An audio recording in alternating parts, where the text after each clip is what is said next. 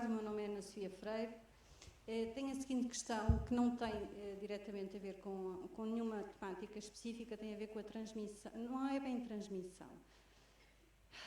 No caso de denúncia para a habitação própria permanente do senhorio, qual é a posição deste colega, porque estou a dirigir a questão, se o arrendatário tiver mais de 65 anos? É possível ou não é possível? Obrigada.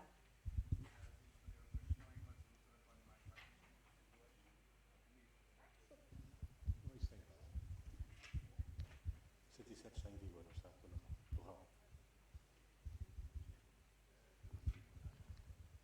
Doutor, eu tenho que me dar 5 minutos, eu tenho que... Isto não é só uma norma, são várias, está bem?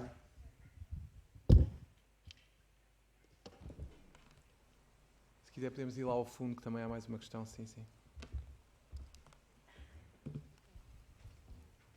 Muito boa tarde, chamo-me Berta Martins e também a questão é para o Dr. António, penso que será a pessoa.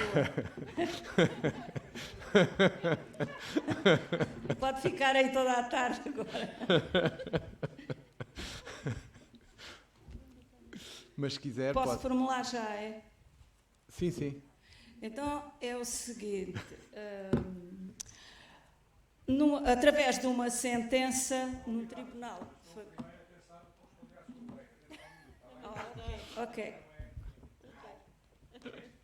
Já não é.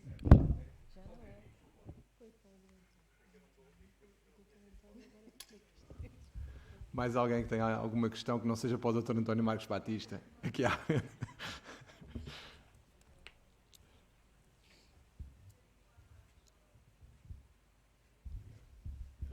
Boa tarde.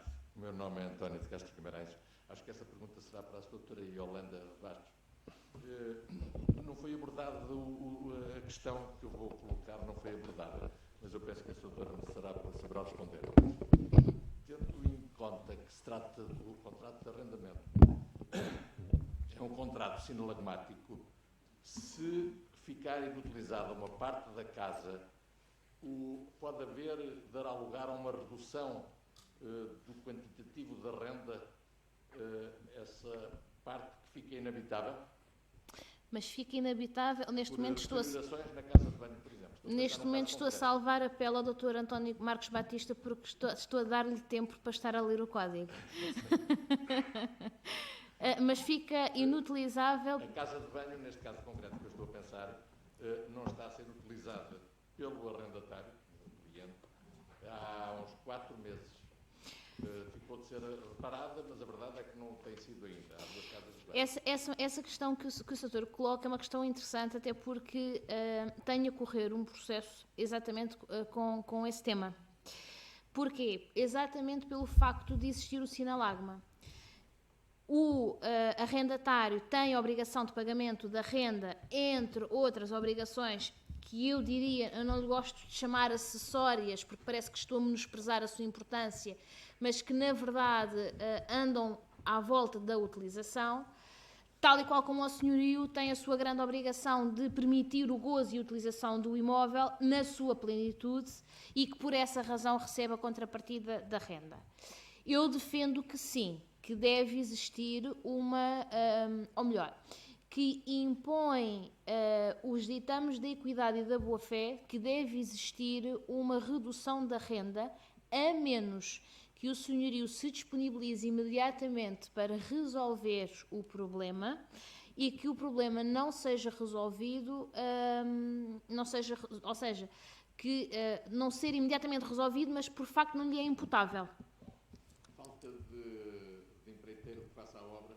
Por exemplo, neste caso concreto, neste caso concreto não foi uma casa de banho, mas havia um problema sério de uma infiltração e fazia com que os arrendatários deixassem de ter um dos quartos disponível.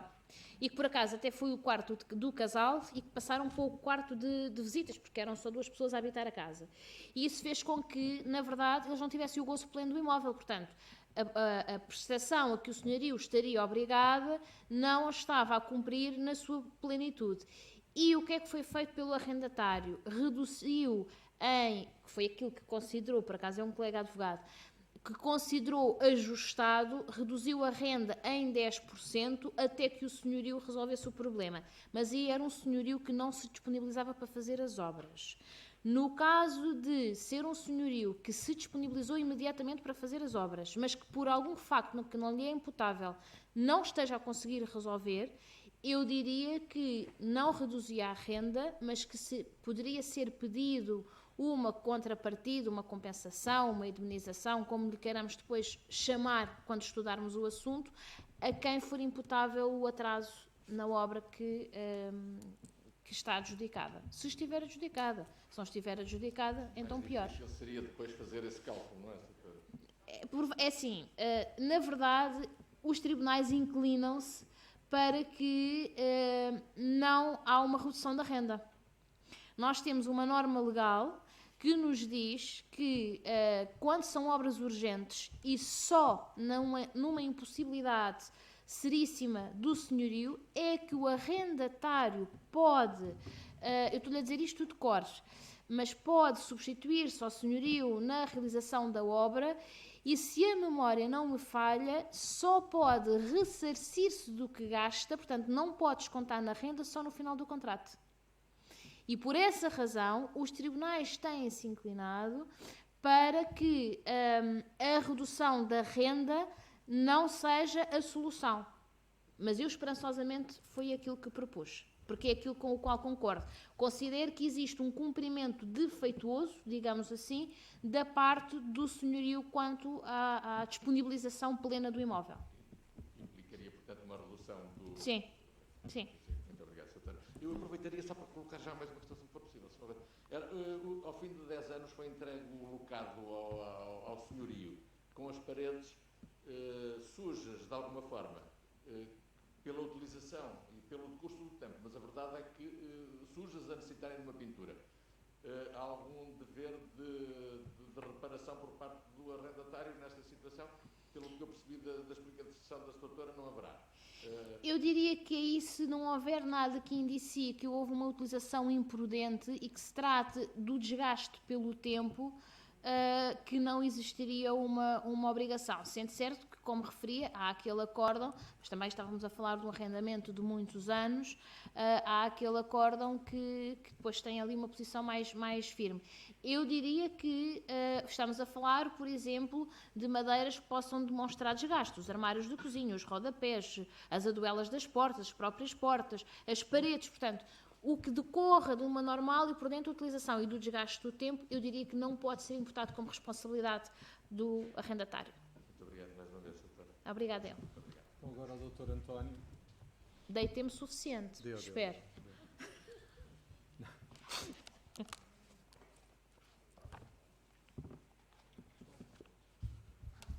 A questão que me colocou a colega há um bocadinho sobre a denúncia, que data é o contrato, doutora? Pois, mas depende da data do contrato para poder dar uma resposta concreta. É que se o contrato for anterior ao RAU, e se for anterior à entrada em vigor do RAU, há limitações para o direito de denúncia. Por exemplo, se o arrendatário tiver mais de 65 anos de idade, o senhorio já não pode denunciar. Relativamente aos contratos celebrados, já depois da entrada em vigor do RAU, aí sim o senhorio poderá denunciar o contrato para a habitação própria ou do filho. Mas devo dizer com toda a honestidade que, dada a circunstância dos contratos praticamente serem todos a prazo certo, demora mais tempo uma ação destas do que o senhorio opor-se à renovação do contrato. Veja o artigo 26 do NRAL, se faz favor. Está bem? Que era a outra colega que tinha colocado a questão? Que eu não ouvi. O doutor tem que repetir, por favor. Não chegou a colocar. Isto é assim, tenho uma sentença em que um juiz veio constituir a favor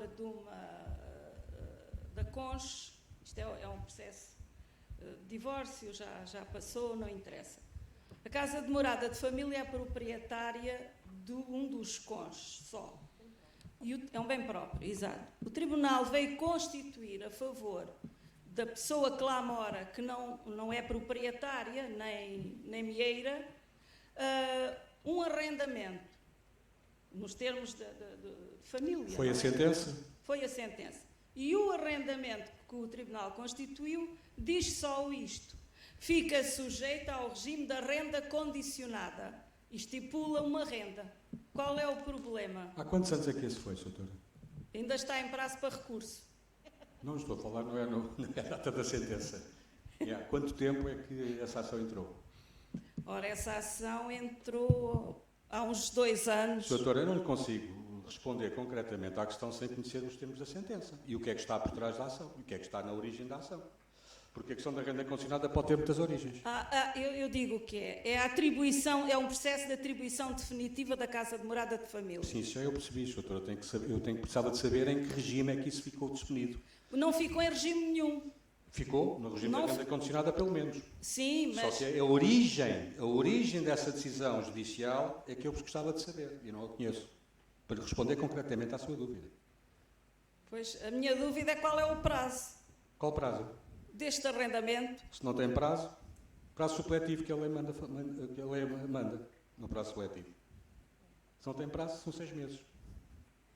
Doutor, não me diga isso, Ai, que eu já diga. não recorro. Doutora, eu estou-lhe a dar a minha opinião.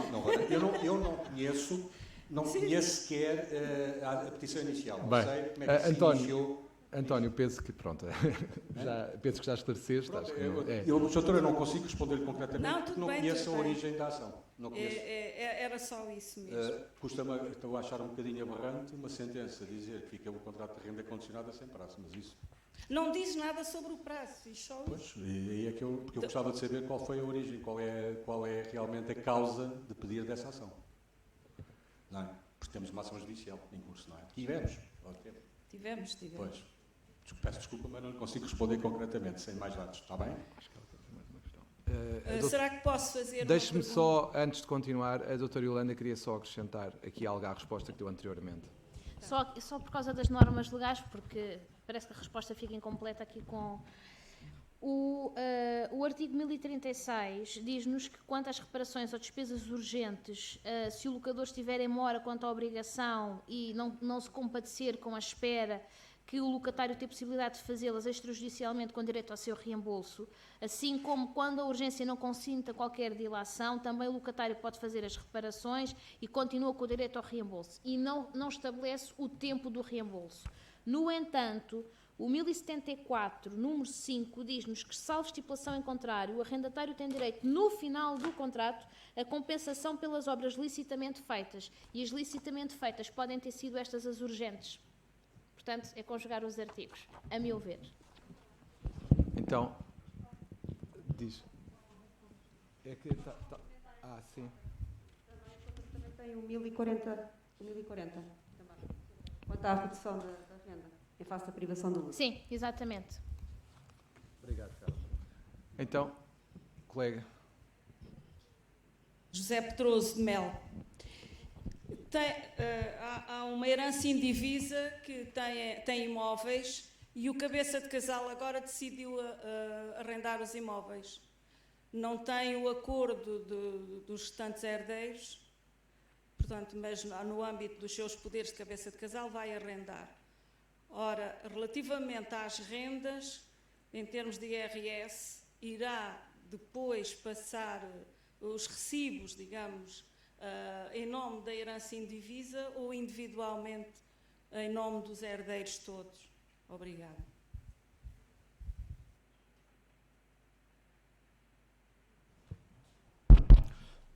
Olá, colega, boa tarde. Obrigado pela sua pergunta.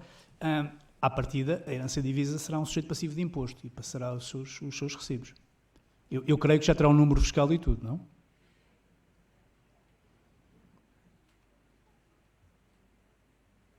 Diga, doutor, agora não percebi.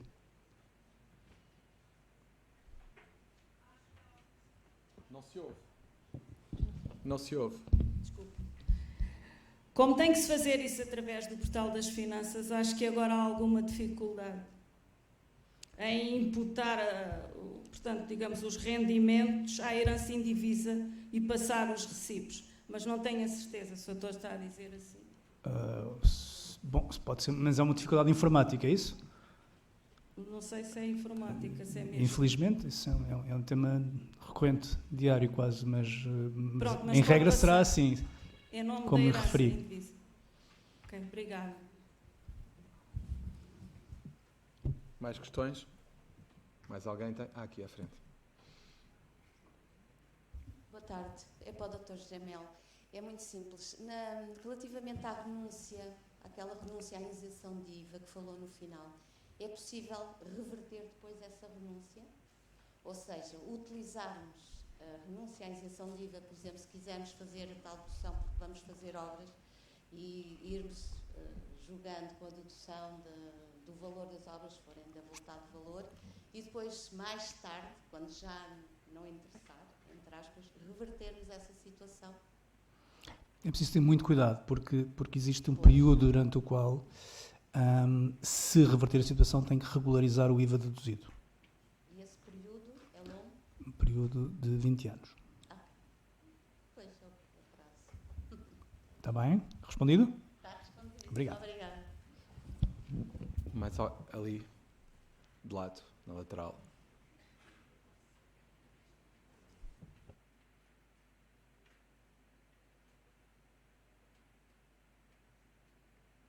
Boa tarde.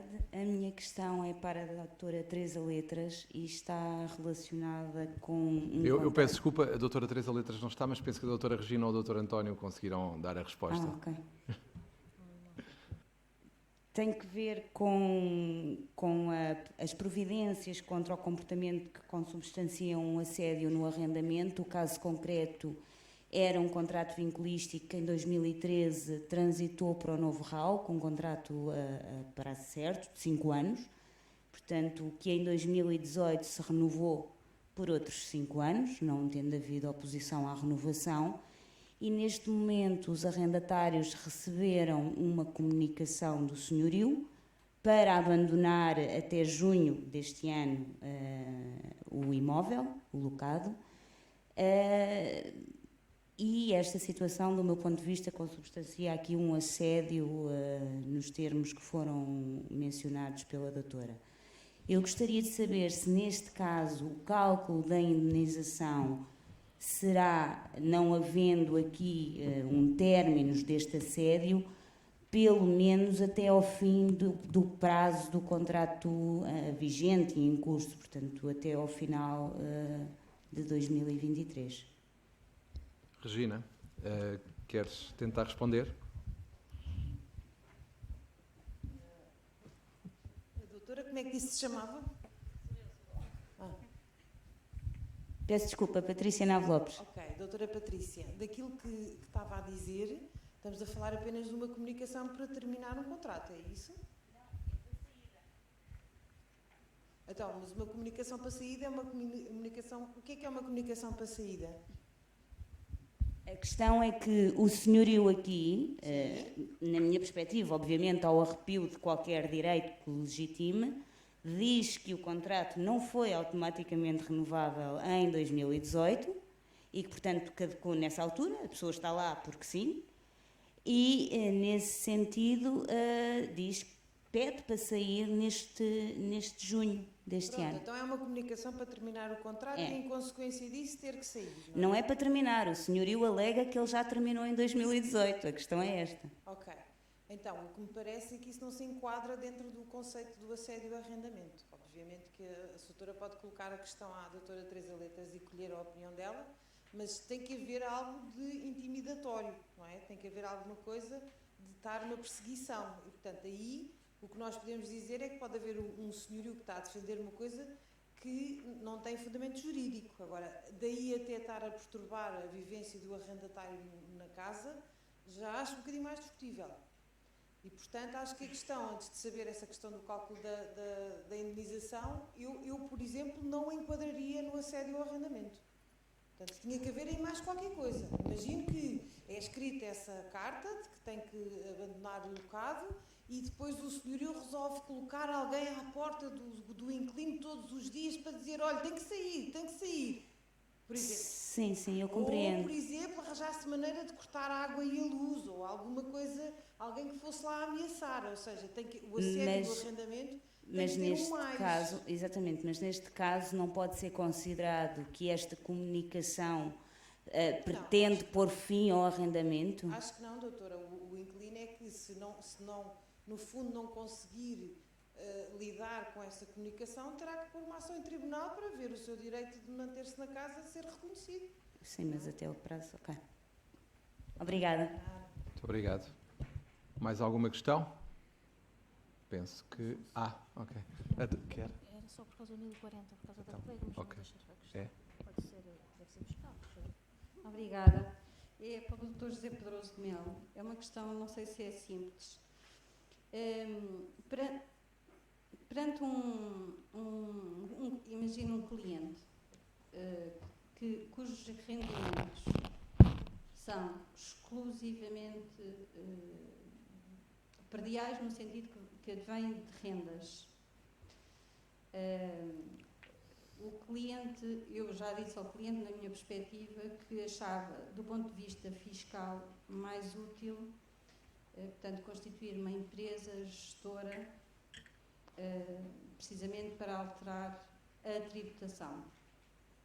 Pelo menos mudava um bocadinho a taxa e teria a possibilidade de fazer outro tipo de dedução. E gostava de colher a sua opinião. Obrigada. Doutora, isso é uma pergunta que eu assim não consigo responder.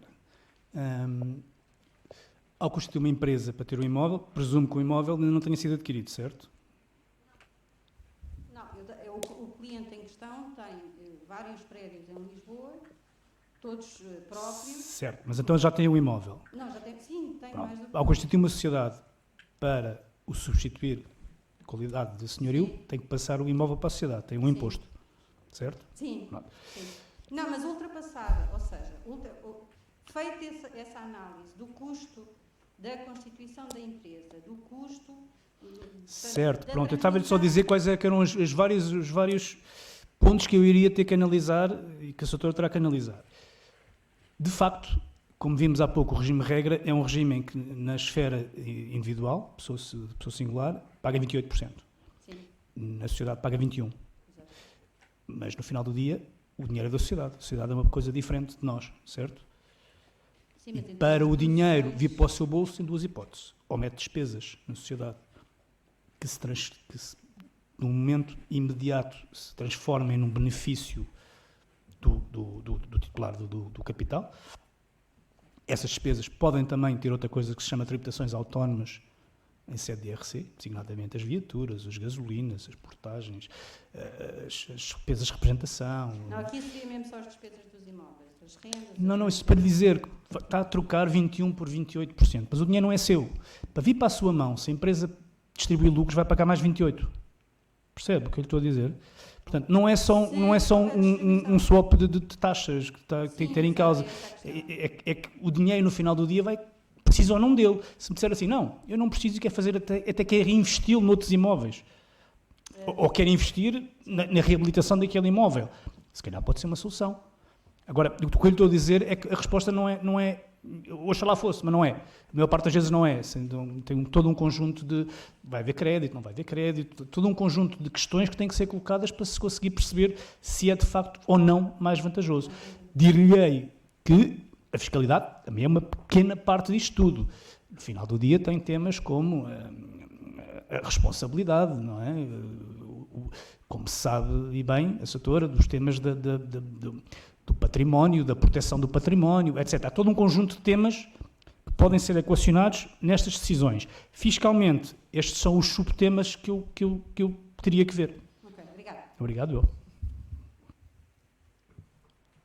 Mais alguma questão? Aí atrás. Muito boa tarde, Emília Ribeiro. A minha questão é a seguinte. No caso da denúncia livre por parte do arrendamento, após o contrato de arrendamento ter durado 1/3 do contrato, em que, sendo um contrato de 2 anos, o arrendatário tem que a fazer a denúncia com um pré-aviso de 120 dias. A minha questão é se o arrendatário pode fazer essa denúncia enquanto está a decorrer aquele prazo mínimo ou se tem que aguardar pelo decurso do prazo para poder fazer a denúncia, acrescendo o prazo da denúncia à duração do arrendamento. Qualquer um dos intervenientes pode responder. Obrigada. Não sei. Quem é que quer? Dr. António Marcos Batista. Vem aí, António. Doutora, isso é evidente que a lei impõe aí um prazo mínimo, portanto o contrato tem que durar pelo menos 1/3 do prazo. Se a comunicação for feita, ou se ele acertar na comunicação em relação à data prevista na lei, ou seja, para o determinado dia, tanto tal, o mês tal, não vejo qualquer inconveniente que não o faça antes ou posso fazer depois. É indiferente, ele tem que acertar na data. Porque se não cumprir vai ter que pagar todas as rendas em dívida da falta do pré-aviso. É só isso que eu tenho que dizer. Portanto, pode perfeitamente, durante o tal terço de duração do contrato, dizer eu vou denunciar o contrato para o dia tanto tal do mês tal, desde que acerte na data. E que cumpra o prazo do pré-aviso. Pode fazê-lo antes ou pode fazê-lo depois do 1/3 decorrido. Muito obrigado, António. Tá? Muito obrigado, António. Penso que não haverá mais questões. Assim sendo... a doutora Iolanda ainda quer acrescentar. Só com a colega que falou do 1040 e que eu agradeço a lembrança do artigo. Este artigo, agradeço-lhe a lembrança, porque é que eu não falei nele? Este artigo tem sido equiparado muito ao 1040, à exceção de não cumprimento em termos gerais das obrigações. E, na verdade, ele está pensado para uma redução da renda, ou aluguer, neste caso seria da renda, proporcionalmente ao tempo da privação ou diminuição do gozo da coisa alocada. Jurisprudencialmente, aquilo que tem sido aplicado são critérios de equidade e de boa-fé, mas, na verdade, há jurisprudência que entende que, em determinadas circunstâncias, a privação de uma parte do locado, desde que não tenha um efeito substancial, não equivale à tal diminuição da coisa, do gozo da coisa alocada e, portanto, tem afastado a aplicação do 1040. E é por essa razão que me parece que, em qualquer circunstância, deve existir, sim, uma redução proporcional de acordo com um critério de equidade e não de acordo, a meu ver, mas isto seria de iure condendo e não de iure condito, seria não em termos de tempo, do tempo em que está privado, mas da proporção relativamente à coisa que não pode utilizar, conjugado com o tempo pelo qual não pode utilizar. Mas agradeço. Muito obrigado. Também respondo. Sim, claro, com certeza. Muito obrigado, doutora Iolanda. Resta-me agradecer aos nossos oradores pelas brilhantes exposições e claras. Foi um grato prazer rever-vos nesta sala. Faço votos para que voltem sempre. Não queria terminar sem chamar a atenção para o facto de, no próximo mês, vamos ter uma conferência de 2 dias de Direito do Trabalho. O modelo ainda está em estudo, mas brevemente começarão a sair os cartazes. Entretanto, têm as outras conferências se quiserem assistir. Bom trabalho para todos, continuação de uma boa semana, até à próxima.